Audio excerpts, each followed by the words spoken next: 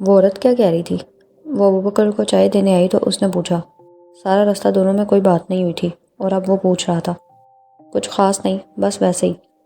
وہ آپ کو دھمکیاں دے رہی تھی؟ چائے کے سپ لیتے ابوبکر نے غور سے دیکھا۔ وہ کچھ پریشان سی لگ رہی تھی مگر ظاہر نہیں ہونے دے رہی تھی۔ اگر مناسب سمجھیں تو مجھ پہ اعتماد کر سکتی ہیں۔ شاید وہ عورت آپ کو ہراساں کر رہی ہے اور شاید بلیک میل بھی۔ رابعہ ابوبکر کے اتنے درست اندازے پہ حیرت سے اسے دیکھنے لگی۔ حیران مت ہوں، مجھے فیس ریڈنگ آتی ہے۔ میرے والد پولیس میں تھے، ان کے ساتھ رہتے، مختلف جگہوں پر ٹرانسفر ہوتے، ان سے میں نے بہت کچھ سیکھا تھا۔ ابوبکر نے بے تکلفی سے بتایا تو وہ چونکی۔ آپ کے والد؟ آپ نے کبھی اپنی فیملی کے بارے میں نہیں بتایا۔ میں سمجھتی رہی کہ شاید آپ کا اس دنیا میں کوئی بھی نہیں ہے۔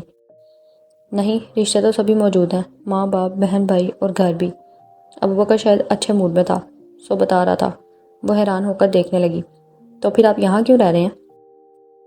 میرے اپنی فیملی کے ساتھ کچھ ایشوز ہیں۔ ایک عرصہ ہوا ہے ان کو خدا حافظ کہا ہے۔ کم عمری اور جذباتیت کی پیداوار، وہ ایشوز اب دوبارہ لوٹنے نہیں دیتے، اس لیے سب سے کٹ کر خود کو سزا دے رہا ہوں۔ ابوبکر کے الفاظ پر وہ سر ہلا گئی۔ مجھے چھوڑیں، آپ بتائیں کیا مسئلہ ہے آپ کے اور اس عورت کے درمیان؟ اور وہ تھی کون؟ وہ میرے باس کی وائف ہے، دونوں میں علیحدگی ہو چکی ہے مگر ابھی باقاعدہ ڈائیورس نہیں ہوئی۔ میں ان کے آفس میں کمپیوٹر ڈپارٹمنٹ میں کام کرتی ہوں اور یہ خاتون چاہتی ہے کہ میں اپنے باس سے بلینک پیپر پر کچھ دستخط لے کر ان کو دے دوں۔ وہ ان کا کیا کریں گی مجھے نہیں علم، جس کی پیمنٹ وہ مجھے منہ مانگی کرنے کو تیار ہیں۔ جبکہ میں نے انکار کر دیا تو اب وہ دھمکیاں دے رہی ہیں۔ رابعہ نے آرام سے ساری بات بتا دی۔ اوہ، کس قسم کی دھمکیاں دے رہی ہیں وہ خاتون؟ ابوبکر نے سنجیدگی سے پوچھا۔ ان کے ساتھ گاڑی میں بیٹھنے کی ایک بار غلطی کر چکی ہوں اور چند بار ان کی فون کالز ریسیو کر چکی ہوں۔ اس کے علاوہ وہ ہمارے گھر آئی تھیں تو میں ملی تھی۔ شاید وہ میری وائس کنورسیشن اور گاڑی میں بیٹھنے کی حماقت کو مس یوز کرنا چاہتی ہیں۔ گاڑی میں اس عورت نے کوئی کیمرہ سیٹ کیا ہوا تھا، اب میری ویڈیو اس کے پاس ہے جو وہ مس یوز کر رہی ہے۔ رابعہ نے تفصیل سے بتایا تو ابوبکر حیرت سے دیکھے گیا۔ اوہ، پھر تو یہ عورت واقعی کافی خطرناک ہے، مگر اس کی دھمکیوں کے باوجود میں اس سے خوفزدہ نہیں ہوں۔ میرے ہاتھ بالکل صاف ہیں، میں نہیں پھنس سکوں گی، مگر اس کی دھمکیوں کے بعد سمجھ نہیں آتی کہ اس پرابلم سے کیسے نکلوں۔ گھر میں کسی سے ذکر نہیں کر سکتی کہ امی اور بھابھی کو پریشان نہیں کرنا چاہتی، اور ماموں وہ ان کرمنل مائنڈڈ لوگوں سے اکیلے نہیں نپٹ سکتے، اور تیسرا کوئی آپشن دکھائی نہیں دے رہا سوائے اس کے کہ یہ جاب چھوڑ۔ ابوبکر اس کی ساری بات سن کر کچھ دیر خاموشی سے سوچتا رہا۔ اچھا، اگر آپ کو میں ایک اچھا سا مشورہ دوں تو کیا اس کو قبول کریں گی؟ رابعہ اس کے انداز پہ مسکرا دی۔ جی بالکل، بشرطے کہ وہ اچھا مشورہ ہو تو۔ آپ کے باس کیسے انسان ہیں؟ رابعہ کو آفس کے اولین دنوں سے لے کر اب تک کی ہر بات یاد آنے لگی۔ انفرادی اختلافات ایک طرف، مگر کرداری لحاظ سے وہ ایک اچھے انسان ہیں۔ اس نے صاف گوئی سے کہا تو ابوبکر نے سر ہلا دیا۔ اوکے، تو پھر آپ ایسا کریں کہ ان سے پہلی فرصت میں یہ سب ڈسکس کریں اور ان کو کہیں کہ اپنی وائف کو جیسے مرضی ہینڈل کریں مگر آپ کو کوئی نقصان نہ پہنچے۔ ابوبکر نے مشورہ دیا تو وہ شش و پنج میں پڑ گئی۔ اور اگر اس سلسلے میں میری بھی کوئی مدد درکار ہو تو میں حاضر ہوں، ابوبکر نے خلوص دل سے کہا تھا۔ وہ بس مسکرا دی اور پھر کمرے سے نکل آئی۔ مصطفیٰ نے پہلے ان خاتون کو گھر ڈراپ کیا تھا۔ خاتون کے اصرار کے باوجود وہ دونوں ان کے گھر کے اندر نہیں گئے تھے۔ وہ دونوں جب گھر پہنچے تو سبھی متفکر ان دونوں کے منتظر تھے۔ گو مصطفیٰ نے فون کر کے اطلاع تو دے دی تھی کہ وہ لوگ پریشان نہ ہوں، مگر اس کے باوجود شہوار جب گھر پہنچی اور اس کی ہلکی پھلکی بینڈیج دیکھ کر سب الجھ گئے تھے۔ وہ سب کو وہی بتا رہی تھی جو مصطفیٰ سے کہہ چکی تھی۔ ماجی اسے اس کے کمرے میں لے آئی تھی۔ جب ہم نے تمہیں کہا تھا کہ تم ادھر رکو تو ہمیں کم از کم میسج ہی کر دیتی، اور جب فائرنگ کی آواز سن کر اور لوگوں کی بھگدڑ دیکھ کر ہم وہاں پہنچی، سمجھو تمہیں نہ پا کر میرے پاؤں میں سے تو زمین ہی نکل گئی تھی۔ اوپر سے ہم کال پہ کال ملا رہی تھی اور تم ریسیو ہی نہیں کر رہی تھی۔ عائشہ نے فکر مندی سے کہا تو وہ ذرا سا مسکرائی۔ مرد حضرات اپنے اپنے رومز میں چلے گئے تھے۔ مجھے وہاں کھڑے کھڑے چکر سے آنے لگے تھے تو میں باہر نکل آئی تھی کہ گاڑی میں بیٹھتی ہوں، مگر رکشے سے ٹکرا اور پھر پتہ ہی نہیں چلا ہوش آیا تو ڈاکٹر کے کلینک میں تھی۔ نظریں چراتے اس نے یہ سب کہا تو ماجی پرسکون ہوئی۔ اللہ بھلا کرے ان لوگوں کا، میرا تو دل ہول رہا تھا کہ پتہ نہیں کہاں ہو تم۔ دل ایسا خوفزدہ تھا کہ پہلا دھیان ہی ایاز کی طرف گیا تھا۔ ماجی نے بھی کہا تو وہ لب بھیج گئی۔ وہ اس وقت اپنے بیڈ روم میں بستر پر لیٹی تھی۔ یہ ایاز کون ہے اور یہ کیا معاملہ ہے؟ دوریا نے پوچھا تھا۔ وہ ایاز والے معاملے سے یکسر بے خبر تھی، اب یہ نام سن کر فوراً پوچھنے لگی۔ کچھ بھی نہیں، ہے ایک شخص، لائبہ نے فوراً ٹالا تھا۔ ویسے تمہاری طبیعت خراب تھی تو بتا دیتی، خواہ ہمارا پروگرام خراب کر دیا، دوریا نے نخوت سے کہا۔ پروگرام خراب ہونے کی کیا بات ہے، شاپنگ ہی تو ہے، پھر کسی دن ہو جائے گی۔ لائبہ کو اس کی بات بے حد چبھی تھی، فوراً کہا۔ سچی یہاں آ کر میں بہت بور ہو رہی ہوں، کوئی بھی ایکٹیویٹی نہیں ہے، سبھی اپنی اپنی لائف میں بزی ہیں، میرے لیے کسی کے پاس ٹائم ہی نہیں ہے۔ دوریا کے اپنے رونے تھے۔ ہمارے ہاں تفریح بھی موقع محل دیکھ کر کی جاتی ہے، بلا وجہ منہ اٹھا کر کوئی بھی کہیں نہیں چل دیتا۔ ویسے بھی مصطفیٰ کی شادی ہو رہی ہے، اس کی تیاریاں چل رہی ہیں، اگر تمہیں گھومنے جانا ہے تو گاؤں چلی جاؤ۔ مائی گاڈ، بابا صاحب سے میں مل چکی ہوں، اور اگر گاؤں جاؤں گی تو صرف انہی سے ملنے کیوں جاؤں؟ وہاں کون ہے ہمارا سوائے بابا صاحب کے؟ اور گاؤں بھی کوئی تفریح کی جگہ تھوڑی۔ دوریا نے طنزیہ انداز میں کہا تھا۔ ماجی اور عائشہ کے سامنے یہ گفتگو لائبہ کا پارا بڑھا رہی۔ وہاں بابا صاحب کے علاوہ بوا جی بھی ہیں، ان سے ملا تھی، وہ کئی بار تمہارا پوچھ چکی ہیں، ان سے مل کر تم بہت خوش ہوتی۔ عائشہ نے سنجیدگی سے کہا تھا۔ بوا جی سے کون سا کوئی خونی رشتہ ہے ہمارا جو میں اتنا سفر کرتی؟ اس کی بات پر شہوار کا چہرہ زرد ہوا تھا۔ باقی تینوں خواتین کو بھی دوریا کی بات اچھی نہیں لگی تھی۔ ضروری نہیں ہے رشتے خون کے ہوں، بعض رشتے خلوص، محبت اور وفا کے بھی ہوتے ہیں جو خون کے رشتوں سے بڑھ کر ثابت ہوتے ہیں۔ ماجی نے دھیمے سے کہا تو دوریا محض سر ہلا گئی۔ میں کہوں گی کسی کو تمہیں گھمانے لے جائے، تم ہماری مہمان ہو، ہمیں بھی خیال نہیں آیا کہ تمہیں یہاں کی سیر کرا دی۔ خیر اب تو مصطفیٰ کی شادی کا سلسلہ چل رہا ہے، جیسے ہی فرصت ہو یا درمیان میں وقت نکلے تو ہم کوئی پروگرام رکھ لیں گے۔ ماجی تحمل سے کہتے نکل گئی تھی۔ اوکے۔ دوریا بھی اپنے روم میں چلی گئی تھی۔ عائشہ نے اسے جاتے ہوئے دیکھا تھا۔ دیکھا تم نے دوریا کا رویہ؟ لائبہ نے فوراً عائشہ کو متوجہ کیا۔ ہاں، بالکل عادلہ بھابی والا انداز ہے، لائبہ نے مزید کہا۔ شہوار خاموشی سے آنکھیں بند کر گئی۔ پلکوں کے دوسری طرف آج شام ہونے والا واقعہ یاد آیا تو اس نے گھبرا کر آنکھیں کھول دیں۔ مجھے تو خود حیرت ہو رہی ہے، دوریا کا ایٹیٹیوڈ دیکھ کر ماجی کا بھی ذرا لحاظ نہیں کیا۔ عائشہ حیران تھی۔ اچھا بس کریں، میرے سر میں درد ہو رہا ہے۔ دوریا کے ٹاپک کو لمبا ہوتے دیکھ کر شہوار نے ناگواری سے ٹوک دیا۔ کیوں بس کریں؟ عائشہ، یہ دوریا کی نیت مجھے ٹھیک نہیں لگتی۔ کئی بار میں اپنے کانوں سے مصطفیٰ سے شہوار کے خلاف زہر اگلتے سن چکی ہوں اسے، لائبہ نے کہا۔ عائشہ نے حیرت سے دیکھا۔ شہوار لب بھینچ گئی۔ واقعی؟ تو اور کیا، اور اسے کوئی پرواہ ہی نہیں ہے، شادی ہو رہی ہے اور اس کے کان پہ جوں تک نہیں رینگ رہی۔ سمجھاؤ اسے، مصطفیٰ اس کا شوہر ضرور ہے مگر اب اتنی بھی بے پرواہ نہ ہو جائے کہ کسی دن دوریا ہی لے اڑے۔ لائبہ کا تبصرہ دل دہلا دینے والا تھا۔ شہوار نے ایک گہرا سانس لیا۔ اللہ نہ کرے، مصطفیٰ بھائی کو انسانوں کی پہچان ہے، اگر ایسی ویسی ہی پسند ہوتی تو باہر سے ساتھ لے کر ہی آتے، یہاں ہماری چوائس پر ہاں نہ کرتے۔ لائبہ، دوریا اگر زہر اگلتی ہے تو کچھ غلط نہیں کہتی، وہ حقیقت بیان کرتی ہے، میرے متعلق اور میرے بیک گراؤنڈ کے متعلق، شہوار نے سنجیدگی سے کہا تھا۔ میں ہوتی تو منہ توڑ دیتی، خواہ دوسری عادلہ بھابی سر پہ آ کے بیٹھی ہیں۔ لائبہ تو سر سے پاؤں تک بھری بیٹھی تھی۔ میں ماجی سے بات کروں؟ عائشہ نے دونوں کو دیکھا۔ نہیں، شہوار نے فوراً ٹوک دیا۔ میں نہیں چاہتی کہ میری وجہ سے کوئی بات بڑھے، اس نے سنجیدگی سے کہا تو اس کے کمرے کے دروازے پہ دستک ہوئی تھی۔ اس نے دروازے کو دیکھا۔ مصطفیٰ اندر داخل ہوا تھا مگر کمرے میں عائشہ اور لائبہ کو دیکھ کر رک گیا۔ یہ میڈیسن گاڑی میں رہ گئی تھی۔ مصطفیٰ نے ہاتھ میں پکڑے شاپر کی طرف اشارہ کیا تو عائشہ نے اٹھ کر شاپر لے لیا۔ زخم کیسے ہیں؟ ٹھیک ہیں، اتنے گہرے زخم نہیں ہیں، بس ہلکی پھلکی خراشیں ہیں، ایک دو دن میں کور ہو جائیں گی۔ وہ تو بس رکشے سے ٹکرا کر بے ہوش ہو گئی تھی، ورنہ چوٹ تو کوئی خاص نہیں آئی۔ مصطفیٰ نے اسے بغور دیکھا تھا اور پھر سر ہلا کر پلٹا تھا، تبھی دوریا سجی سنوری فریش موڈ میں دروازے کے پاس آ رکی تھی۔ چلے مصطفیٰ، اس نے کہا تو تینوں نے چونک کر اسے دیکھا۔ کہاں کا ارادہ ہے؟ لائبہ نے سنجیدگی سے پوچھا۔ میں بور ہو رہی تھی، آنٹی سے لانگ ڈرائیو کی پرمیشن لی ہے، دوریا چہک کر کہہ رہی تھی۔ لائبہ نے گھور کر دیکھا۔ ابھی تو تم شاپنگ سے لوٹی ہو، پھر بھی بور ہو رہی ہو؟ شاپنگ تو بورنگ کام ہے، میں مینٹلی فریش ہونے کے لیے ڈرائیونگ پر ہی جاتی ہوں۔ مصطفیٰ فارغ ہی تھا، ویسے بھی سوچا مصطفیٰ کو ہی ساتھ لے جاؤں۔ شہوار نے ایک گہرا سانس لے کر پلکیں موند لی۔ وہ سمجھ گئی تھی کہ دوریا محض اسے چرانے آئی ہے۔ چلے شہوار کو دوریا کی چہکتی آواز اپنے دل و دماغ پہ ہتھوڑے کی طرح محسوس ہو رہی تھی۔ دونوں چلے گئے۔ لائبہ اور عائشہ دونوں نے شہوار کو دیکھا، وہ آنکھیں بند کیے ہوئی تھی، پلکیں لرز رہی تھیں۔ دیکھا کیسی چال باز لڑکی ہے۔ لائبہ ایک دم پرجوش ہوئی تھی۔ عائشہ نے منہ پر انگلی رکھ کر چپ رہنے کا اشارہ کرتے شہوار کی طرف دیکھا تو لائبہ چپ ہو گئی تھی۔ شہوار، کھانا کھاؤ گی؟ بھوک تو لگی ہوگی نا؟ عائشہ نے محبت سے پوچھا تو شہوار نے آنکھیں بند کیے ہی اس بات میں سر ہلا دیا۔ میں کھانا لے کر آتی ہوں، تم شہوار کے پاس ہی رکو۔ عائشہ لائبہ کو اشارہ کرتے باہر نکل گئی۔ مجھے آپ سے ضروری بات کرنی ہے۔ وہ عباس صاحب کے آفس میں فائل لے کر آئی تھی۔ عباس نے چونک کر دیکھا۔ اسے چند دن سے رابعہ بہت الجھی الجھی لگ رہی تھی اور آج کچھ عجیب سی بھی۔ جی فرمائیے۔ مجھے آپ سے آپ کی وائف کے بارے میں بات کرنی ہے۔ عباس نے حیرت سے رابعہ کو دیکھا، وہ سر جھکائے ہوئے تھی۔ عباس نے فائل بند کر دی۔ کیا بات کرنی ہے؟ اس کا انداز ایک دم سنجیدہ ہوا تھا۔ رابعہ نے سر اٹھا کر دیکھا تھا اور پھر اس نے ابوبکر کی ہدایت کے مطابق شروع سے لے کر آخر تک سب کہہ سنایا تھا اور عباس حیرت سے اسے دیکھ رہا تھا۔ مائی گاڈ، آپ یہ سب کچھ برداشت کرتی رہیں اور مجھ سے کیوں نہیں کہا؟ رابعہ خاموش رہی۔ اس عورت سے اسی قسم کی گھٹیا پن کی امید کی جا سکتی ہے۔ عباس کھڑا ہو گیا تھا۔ وہ مجھے مسلسل دھمکا رہی ہیں اور اس آخری ملاقات کے بعد تو واضح طور پر دھمکی بھی دی گئی ہے۔ مجھے اس سے کسی بھلائی کی کوئی امید نہیں ہے، رابعہ نے تلخی سے کہا تو عباس نے لب بھینچ لیے۔ مجھے بہت افسوس ہے کہ ہماری وجہ سے وہ عورت آپ کے ساتھ اس طرح پیش آ رہی ہے۔ آپ نے بہت اچھا کیا جو سب کچھ مجھ سے کہہ دیا۔ اب اس پرابلم کو حل کرنا ہمارا کام ہے، آپ پلیز ٹینشن فری رہیں، عباس نے اسے کرسی پر بیٹھتے کہا۔ اور وہ جو دھمکیاں دے رہی ہیں میں ہینڈل کر لوں گا، کہا نا، آپ پریشان نہ ہو۔ عباس نے نرمی سے کہا تو وہ سر ہلا گئی۔ آپ نے ذکر کیا کہ وہ آپ کے گھر آ چکی ہے، کیا آپ کی فیملی بھی یہ سب جانتی ہے؟ رابعہ نے نفی میں سر ہلا دیا۔ اوکے، اس کرپٹ عورت کو ہینڈل کرنا اب میری ذمہ داری ہے، عباس نے تسلی دی تو رابعہ نے سر ہلا دیا۔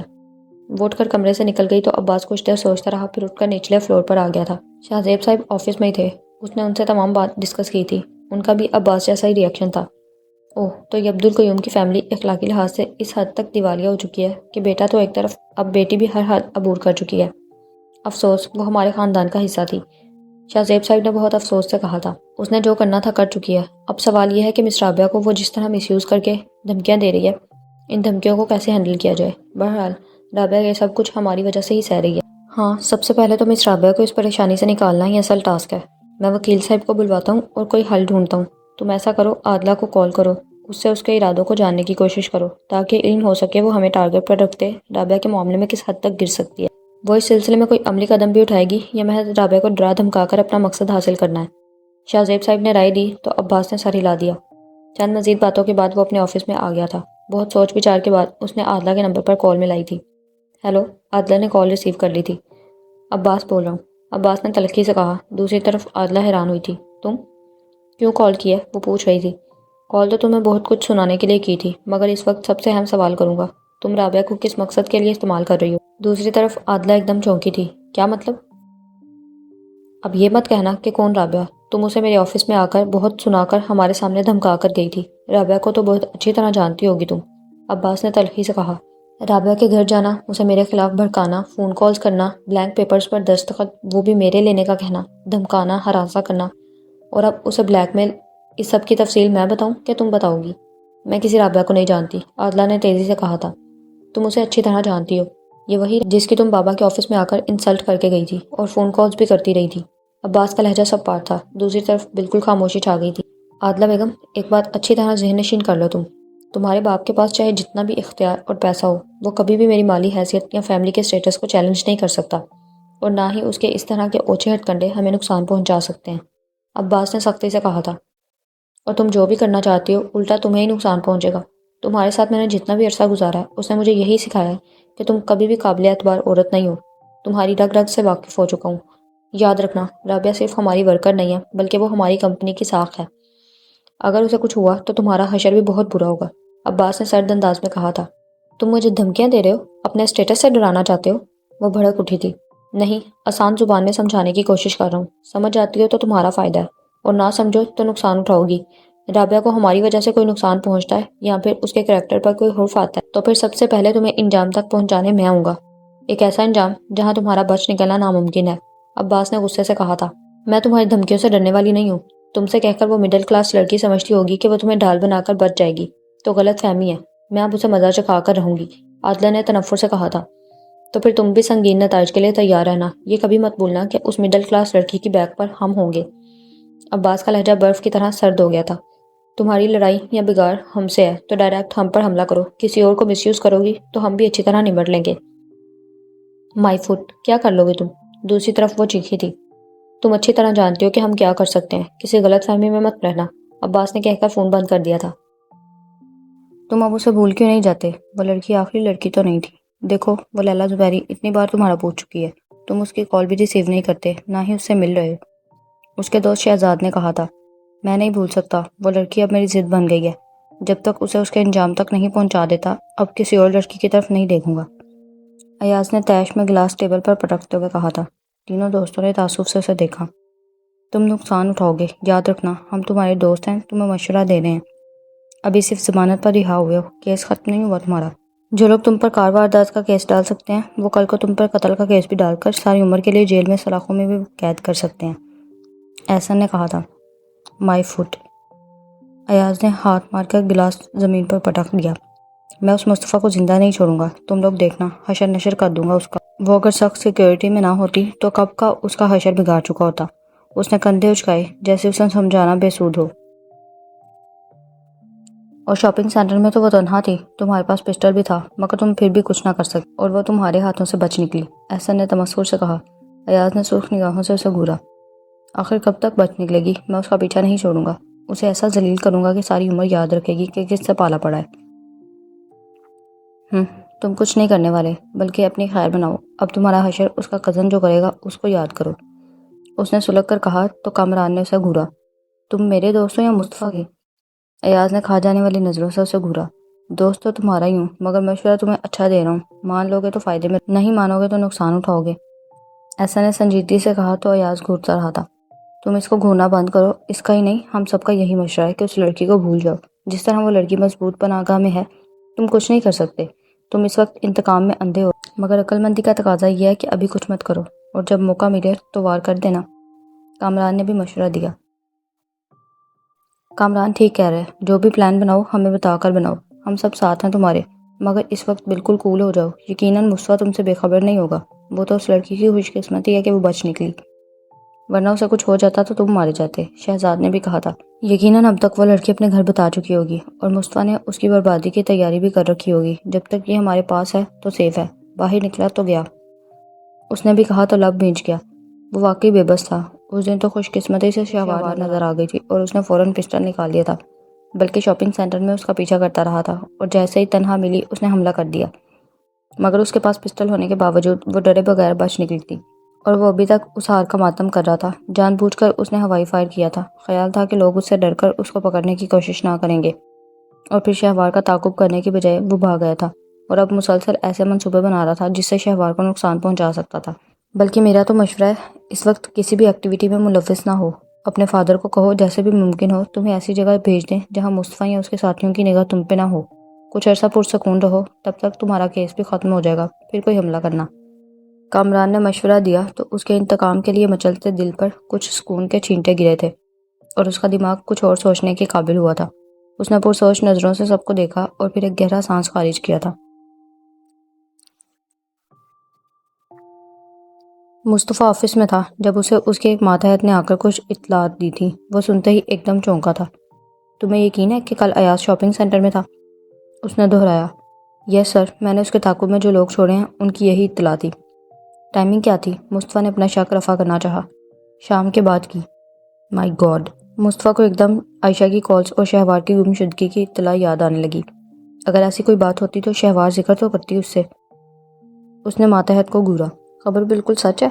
یس سر. ماتحت پر یقین تھا. مصطفیٰ کا رنگ ہی بدل گیا. تو پھر اتنی لیٹ کیوں اطلاع ملی مجھے ابھی ڈیٹیل چاہیے فوراً. اگلے ہی پل مصطفیٰ کا چہرہ پتریلا ہوا تھا. یس سر، میں ابھی ان دونوں آدمیوں کو بلا لیتا ہوں. انہوں نے جیسے ہی اطلاع دی میں نے آپ کو بتا دیا. وہ چلا گیا تھا. مصطفیٰ نے بہت اضطراب سے ہاتھ میں پکڑا قلم ٹیبل پر رکھ دیا. وہ شدت سے ماتحت کی واپسی کا منتظر تھا. کچھ دیر بعد مصطفیٰ کو شاپنگ سینٹر میں ہوئی تمام کارروائی کی تفصیل مل چکی تھی. اس کا بس نہیں چل رہا تھا کہ وہ ابھی کے ابھی ایاز کا حشر بگاڑ دے. اس نے امجد خان کو کال کر کے کچھ ہدایات جاری کی تھیں اور پھر آفس سے اٹھ گیا تھا.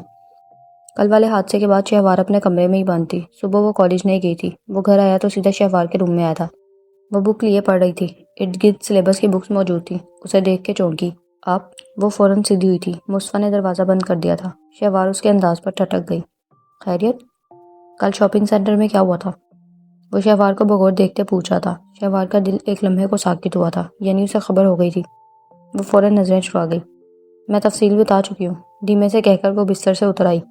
میں اس وقت سچ سننے آیا ہوں، وہ جھوٹ نہیں. مصطفیٰ نے سختی سے کہا تو شہوار کا رنگ بدلا. کیسا جھوٹ؟ میں نے ایاز کے تعاقب میں کچھ آدمی چھوڑ رکھے تھے. اس کے پل پل کی رپورٹ مجھے مل رہی ہے. مجھے افسوس ہے کہ یہ اطلاع مجھے لیٹ ملی. میں نے امجد خان کو کہہ دیا ہے وہ کچھ دیر میں اریسٹ ہو جائے گا اور اس بار اس کی ضمانت بھی نہیں ہوگی. مصطفیٰ نے کہا تو شہوار لب بھینچ کر واپس بستر پہ بیٹھ گئی. کیوں چھپایا یہ سب؟ مصطفیٰ نے قریب آ کر سنجیدگی سے پوچھا. شہوار خاموش رہی تھی. میں کچھ پوچھ رہا ہوں شہوار، مصطفیٰ نے سنجیدگی اور سختی سے کہا. شہوار نے گہرا سانس لیا. میں اپنی وجہ سے کوئی خون خرابہ نہیں چاہتی، اس نے دھیمے سے کہا تھا. اور اگر تمہیں کچھ ہو جاتا تو؟ مصطفیٰ اس کے سامنے بیٹھا تھا. شہوار نے سر اٹھا کر دیکھا. اس کی آنکھوں میں نمی تھی. میں نہیں چاہتی کہ میری وجہ سے آپ لوگ اس سے الجھیں، کوئی مسئلہ ہو. میں نہیں چاہتی وہ شخص مزید کسی خوفناک ری ایکشن پر اتر آئے. اپنی نمی کو اندر ہی اندر اتارتے شہوار نے سنجیدگی سے کہا تھا. مصطفیٰ نے چند پل بغور شہوار کی آنکھوں میں دیکھا تھا. وہ نظریں جھکا گئی تھی. مجھے تمام ڈیٹیل سننی ہے، مصطفیٰ نے کہا تو اس نے ہاتھ مسلتے تمام باتیں تفصیل سے بتا دیں. مصطفیٰ سنجیدگی سے سن رہا تھا. ہم سے چھپا کر بہت برا کیا ہے. اس بار وہ شخص قطعی نہیں بچ سکتا. جان سے مار ڈالوں گا اسے. یہ دوسری بار ہوا ہے اس نے ایسی حرکت کی ہے. مصطفیٰ تو غم و غصے سے ایک دم پاگل ہوا تھا. شہوار اس کا غصہ دیکھ کر ایک دم گھبرا گئی تھی. وہ اسی لیے اسے کچھ نہیں بتا رہی تھی. میں بچ گئی ہوں، کچھ نہیں ہوا مجھے، پلیز آپ اس بات کو رہنے دیں، اس نے گھبرا کر کہا تھا۔ مصطفیٰ نے اسے گھورا۔ اسے جانے دوں تاکہ کل کو پھر وہ کوئی حرکت کرے۔ اب کی بار تو اسے ایسی جگہ ڈالوں گا کہ اس کا باپ بھی اس کی شکل نہیں دیکھ سکے گا، مصطفیٰ غصے سے کہہ کر پلٹا تھا۔ شہوار گھبرا کر اس کے سامنے آئی۔ پلیز، اس طرح دشمنی کی بنیاد پڑ جائے گی۔ میں نہیں چاہتی کہ میری وجہ سے اس خاندان کو کوئی نقصان پہنچے، اس نے لجاجت سے کہا تھا۔ اول تو اب اس کے اندر اتنی ہمت نہیں رہنے دوں گا کہ وہ ہمارے خاندان کے سامنے آ سکے۔ دوسرا، شہوار، آپ ہمارے خاندان کا حصہ ہیں، ہماری عزت ہے، اور ہم اپنی عزت کی حفاظت کرنا خوب جانتے ہیں۔ مصطفیٰ نے تلخی سے کہا تو وہ مٹھیاں بھینچ گئی۔ میں بار بار سب کے سامنے تماشا بننے کی ذلت نہیں سہ سکتی۔ ٹھیک ہے، میں نے چھپایا ہے، مگر میرا مقصد صرف یہ تھا کہ کسی کو میری وجہ سے کوئی نقصان نہ ہو۔ آپ پلیز کسی سے ذکر نہیں کریں گے، یہاں سب جانتے ہیں، مگر دریا نہیں جانتی۔ وہ پہلے ہی مجھے بہت کچھ سناتی رہتی ہے، میں اب کسی اور کی زبان سے ذلت بھرے الفاظ نہیں سن سکتی۔ شہوار نے سنجیدگی سے کہا تو مصطفیٰ نے خاموشی سے اسے دیکھا۔ میں آپ کے خاندان کا کبھی بھی حصہ نہیں رہی ہوں۔ ہاں، آپ لوگوں کو مجھ جیسی لڑکی کو ایک اعلیٰ مقام سے نوازنے کا حوصلہ ہے، مگر میں اپنی حیثیت اچھی طرح جانتی۔ میں ایاز والے معاملے کو نظر انداز کر رہی ہوں تو وہ صرف اس لیے کہ یہ میرا ذاتی معاملہ ہے۔ سنجیدگی سے کہہ کر وہ بغیر مصطفیٰ کی طرف دیکھے کمرے سے نکل گئی۔ مصطفیٰ بھی بہت غصے سے اس کے پیچھے باہر آیا تھا۔ شہوار، بات سنیں، مصطفیٰ نے پکارا تو وہ انسنی کرتے لاؤنج میں داخل ہونے لگی تھی جب مصطفیٰ نے ایک دم طیش میں آتے اس کا بازو تھاما تھا۔ Stop it Shehvar. شہوار رک گئی تھی۔ ہماری شادی طے ہے اور میرا خیال ہے کہ یہ احساس کمتری اب تک دماغ سے نکل جانا چاہیے، مصطفیٰ نے سختی سے کہا تھا۔ ایک مجبور کو بے بس کر کے کہا جائے کہ وہ زندگی کی خواہش کرے اور آپ کی خواہش کے مطابق زندہ رہے، اگر اس کو احساس کمتری کہتے ہیں تو ٹھیک ہے، میں اسی کمپلیکس میں رہنا چاہتی ہوں تو رہنے دیں۔ آپ لوگوں نے چاہا شادی ہو تو ہو رہی ہے، میں کب انکار کر۔ بہت تلخی سے اس نے مصطفیٰ کے ہاتھ سے اپنا بازو چھڑایا تھا۔ کیا ہو رہا ہے؟ تم دونوں لڑ رہے ہو؟ اس سے پہلے کہ مصطفیٰ اس کے جواب میں کچھ کہتا، دریا ایک دم سامنے آئی تھی۔ حیرانی سے دیکھ کر پوچھا تھا۔ شہوار نے ناگواری سے اسے دیکھا۔ تم ہر وقت ہماری مخبری کرنے کے بجائے اپنی خبر رکھ لیا کرو تو زیادہ بہتر ہوگا، مصطفیٰ کی پرواہ کیے بغیر بہت غصے سے اس نے دریا کو سنایا تھا۔ دریا حیرت سے گنگ رہ گئی تھی۔ اسے جیسے شہوار سے ایسی بدتمیزی کی امید نہ تھی۔ کیا مطلب ہے تمہارا؟ میں تمہاری انویسٹیگیشن کر رہی ہوں کیا؟ ایک دم بھنا کر اس نے کہا تھا۔ یہ تو تمہیں علم ہوگا، تم کیا کر، ہم لوگ کھڑے ہوں بیٹھے ہوں، تمہیں کیا پرابلم ہے جو تم ہر وقت بیچ میں گھساتی؟ اپنے اندر کا سارا بال اس نے ایک دم دریا پہ نکالا تھا۔ کیا ہوا شہوار؟ لائبہ بھابھی بھی ادھر آ گئی تھی۔ شہوار کو ایک دم احساس ہوا تھا کہ وہ اس وقت کہاں کھڑی ہے۔ وہ لب بھینچ کر نفی میں سر ہلا گئی۔ کچھ نہیں، اس نے دیکھا مصطفیٰ اسے ہی دیکھ رہا تھا۔ شہوار ایک تلخ نگاہ دریا پہ ڈال کر کچن کی طرف چلی گئی تھی۔ مصطفیٰ نے اسے جاتے دیکھا تھا، تبھی مصطفیٰ کا موبائل بجنے لگا تو وہ پاکٹ سے موبائل نکال کر وہاں سے ہٹ گیا۔ ہاں امجد خان، بولو، کیا رہی پروگریس؟ امجد خان کا نام دیکھ کر مصطفیٰ فوراً اٹینشن ہوا تھا۔ سوری سر، ایاز اپنے تمام ٹھکانوں پر موجود نہیں، اس کے گھر میں بھی چکر لگایا ہے، وہ وہاں بھی نہیں ہے، کل سے غائب ہے۔ شاپنگ سینٹر سے نکلنے کے بعد سے وہ غائب ہے، امجد خان مزید بتا رہا تھا۔ کیسے غائب ہو سکتا ہے وہ؟ مجھے ہر حال میں چاہیے، کہیں سے بھی پتہ کرو، اس کے دوستوں کے ٹھکانے پہ ریڈ کراؤ۔ سر، مجھے لگتا ہے اسے ہماری ڈیٹ کا اندازہ تھا، وہ کہیں چھپ گیا ہے، اس کا موبائل بھی بند ہے، ہم نے ہر جگہ دیکھ لیا ہے جہاں وہ جا سکتا ہے، امجد خان بتا رہا تھا۔ مصطفیٰ نے بہت غصے سے دیوار پہ ہاتھ مارا تھا۔ امجد خان، کہیں سے بھی اسے دریافت کرو، وہ مجھے ہر حال میں چاہیے، مصطفیٰ نے سختی سے کہہ کر موبائل بند کر دیا۔ تبندہ بھی کب سے شہوار کا نمبر ملا رہی تھی مگر ہر بار موبائل بند ملتا تھا۔ انہوں نے آخری بار کوشش کی تھی اور اس بار کال مل گئی۔ جب سے شہوار مل کے گئی تھی وہ ان سے بات نہیں کر رہی تھی۔ انہوں نے شادی کی تاریخ بھی طے کر دی تھی مگر تب بھی شہوار نے کوئی ری ایکشن شو نہیں کیا تھا۔ وہ اچھی طرح جانتی تھی کہ شہوار ان سے بہت خفا ہے، ان کا دل اس کی خفگی جان کر دکھ رہا تھا۔ السلام علیکم۔ ان کی توقع کے برعکس آج کال ریسیو کر لی گئی تھی۔ بیگی سی آواز، ان کا دل کٹنے لگا۔ وعلیکم السلام، کیسی ہو؟ اس کی آواز سن کر وہ ایک دم خوش ہو گئی تھی۔ آپ کی توقع کے برعکس بہت خوش ہوں، تلخی سے کہا تھا۔ تبندہ بھی کی ساری خوشی مان پڑ گئی۔ اللہ تمہیں ہمیشہ خوش و خرم اور شاد و آباد رکھے، میں روز کال کرتی تھی مگر تم اٹینڈ ہی نہیں کرتی تھی، انہوں نے شکوہ کیا۔ بات ان سے کی جاتی ہے جن سے کوئی تعلق ہو، آپ نے تو مجھ سے ہر تعلق ختم کر ڈالا ہے، اب بار بار ان دروازوں پہ کیوں دستک دے رہی ہیں جن کو آپ نے خود اپنے ہاتھوں سے بند کیا تھا؟ اس کی تلخی ہنوز تھی۔ میرے دل سے نہ کہہ دو، میں مجبور ہوں، انہوں نے نم لہجے میں کہا تھا۔ میں نے ہر بار پوچھا لیکن اس بار نہیں پوچھوں گی کہ مجھے اپنی مجبوری بتائیں۔ دوسری طرف کی تلخی اور سردپن اسی طرح تھا۔ شادی کی تیاریاں کر رہی ہو؟ انہوں نے پوچھا۔ اتنے حسب نسب والے امیر جاگیردار لوگوں میں اپنی بیٹی بیاہ دی ہے آپ نے، ان کے لیے پیسہ عام سی بات ہے، کر رہے ہوں گے تیاریاں بھی۔ شہوار کی تلخی اسی طرح۔ تبندہ بھی نے اپنی آنکھوں کی نمی صاف کی۔ بہت زیادہ ناراض ہو لیکن مجھے یقین ہے تم بہت جلد حقیقت کو قبول کر لو گی، تم بہت خوش رہو گی۔ ایک عمر لگا کر میں نے ان لوگوں کو پرکھا ہے، ان کا اعتماد حاصل کیا ہے، بس چند دن اور پھر تمہیں سب کچھ بتا دوں گی، انہوں نے ایک عزم سے کہا تو دوسری طرف شہوار خاموش ہو گئی تھی۔ میں کچھ رقم بھیجوں گی، چیزیں خرید لینا اپنی پسند کی۔ انہوں نے مزید کہا، مجھے کچھ نہیں چاہیے، جو چاہیے تھا آپ کا اعتماد آپ نے نہیں دیا، اب دل میں کسی اور چیز کی طلب ہی نہیں ہے۔ انہوں نے لب بھینچ لیے۔ شہوار خفگی کی انتہا پر تھی۔ اب جو بھی ہے قبول تو تمہیں کرنا ہی ہوگا، تاریخ طے کر دیا میں نے، یہ زبان دے کر زبان پھرنے والے لوگ نہیں، خوش رہنے کی کوشش کرو، مجھے یقین ہے یہ لوگ تمہارے حق میں بہت بہتر ثابت ہوں گے، رخصتی تو حویلی سے ہی ہوگی، یہ بابا صاحب کی خواہش ہے۔ انہوں نے مزید کہا تو دوسری طرف سے کال کاٹ دی گئی تھی۔ انہوں نے ریسیور کو دیکھا، آنکھوں کی نمی رخساروں پہ آ ٹھہری۔ کیا واقعی میں نے یہ گھاٹے کا سودا کیا تھا؟ ان کے اندر لاتعداد سوالات سر اٹھانے لگے تھے، ہاتھ اضطراب سے اب کانپنے لگے۔ اگر میں حقیقت بتا دوں تو کون یقین کرے گا؟ اور بابا صاحب؟ انہوں نے دکھ سے سوچا اور اٹھ کھڑی ہوئی۔ بے حد اضطراب اور گھبراہٹ میں وہ بابا صاحب کے کمرے کی طرف آئی تھیں۔ دروازہ کھلا ہوا تھا۔ بابا صاحب کرسی پہ بیٹھے ہوئے تھے، گود میں کتاب دھری ہوئی تھی اور وہ خود آنکھیں بند کیے کسی گہری سوچ میں تھے۔ مجھے کسی ایک کو تو سب کچھ بتا دینا چاہیے، شاید بابا صاحب کوئی۔ بغور بابا صاحب کو دیکھتے ان کا ذہن الجھ رہا تھا۔ شاید پھر یہ لوگ مجھے حویلی میں کبھی رہنے نہ دیتے۔ اور شہوار وہ لب دانتوں تلے دبا کر بڑے خستہ حال قدموں سے واپس لوٹ آئی تھیں۔ میں نے آج عباس صاحب کو سب بتا دیا۔ ابو بکر صحن میں آیا تو وہ بھی ادھر آ گئی۔ ابو بکر صحن کی کرسی پہ بیٹھا ہوا تھا۔ اس نے چونک کر اسے دیکھا، وہ بھی دوسری طرف بیٹھ گئی۔ پھر کیا کہا اس نے؟ بہت اعتماد دلایا انہوں نے، کہہ رہے تھے اب یہ ہمارا پرابلم ہے، میں ٹینشن فری ہو جاؤں۔ سچی بات یہ ہے میں ان سے بات کر کے بہت مطمئن ہو گئی ہوں، اب جیسے بھی ہے وہ ہینڈل کریں، ان کا مسئلہ ہے۔ یہ بہت اچھی بات ہوئی پھر تو۔ میں خود بہت دن کے بعد ریلیکس فیل کر رہی ہوں، ورنہ وہ عورت ایک خوف کی طرح میرے اعصاب پہ سوار تھی۔ کیا بات ہو رہی ہے؟ بھابھی بھی ادھر آ رکی تھی، دونوں نے پلٹ کر دیکھا، وہ ان کے پاس ہی بیٹھ گئی۔ کچھ نہیں، بس آفس کی بات ہو رہی تھی۔ رابعہ نے فوراً کہا، مبادہ ابو بکر کچھ بول نہ دے۔ آپ جو جگہ دیکھ رہے تھے پسند آئی؟ وہ اب ابو بکر سے مخاطب تھی، جو رہنے کے لیے اپنا گھر دیکھ رہا تھا۔ ہاں، ایجنٹ نے ایک دو جگہ دکھائی ہیں، ایک گھر پسند بھی آیا ہے، کوشش کر رہا ہوں بس سودا میری مرضی کا ہو جائے۔ ابو بکر نے بتایا تو وہ شعوری طور پر اسے دیکھنے لگی۔ اچھی خاصی پرسنالٹی کا مالک، سلجھا ہوا مہذب نوجوان تھا۔ ماموں سے مسلسل اس کے متعلق رائے مانگ رہا۔ ابو بکر سے بات کرتے ہوئے اس نے سوچا کہ وہ آج ماموں کے پوچھنے پر ضرور اپنی رائے دے دے گی۔ لائف پارٹنر کے متعلق اس کے کوئی خاص نظریات نہ تھے، بس اچھا اور سلجھا ہوا ہو۔ وہ ان کے گھر رہ رہا تھا، مہذبانہ انداز تھا، عزت سے کلام کرتا تھا۔ ان جیسے گھروں میں کسی مرد کے انتخاب میں شرافت اور کردار کی پختگی تو دیکھی جاتی تھی۔ ابو بکر کو دیکھتے وہ ایک حتمی فیصلے پہ پہنچی تھی۔ آپ لوگ باتیں کریں، میں چائے بنا کر لاتی ہوں۔ مامور بھی ان کے ساتھ آ کر بیٹھے تو اس نے کہا، اور پھر اٹھ کر کچن میں آ گئی۔ آج بہت دنوں بعد وہ خود کو فریش محسوس کر رہی تھی۔